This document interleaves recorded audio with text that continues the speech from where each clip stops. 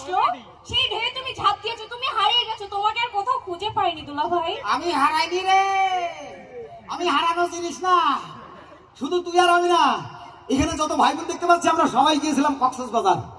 সাইয়ে সমুদ্র সৈকতের সামনে কেবল দাঁড়াইছি বাবু, তাকিয়ে দেখি 60 ফুট ওজনের ঢেউ চলে আসছে। এরপরে আমি মানে চান্স দিয়ে দিলাম,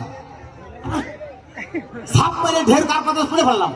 ওয়াল্লা পট কইছড়ি মতো রাস্তার কাছে খেলা হবে, খেলা হবে, খেলা হবে। এখন তো তোমার সাথে আমার খেলা হবে। খামাস, তুই মেয়ে মানুষ, তোর সাথে কোনো কথা নেই, তোর ভাই পাঠা, তোর ভাইয়ের সাথে কথা কব।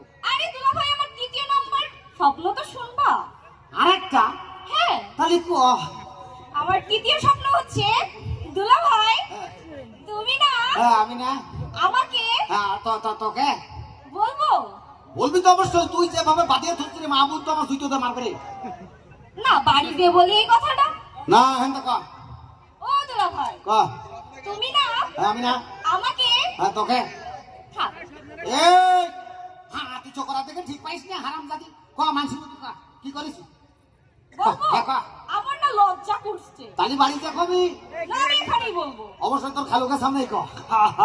আপনারা আর খালু গো, আমি আপনাকে জামাই গো। বাহ দুলা ভাই হ্যাঁ, তুমি না আমি না আমাকে তোকে। বলবো।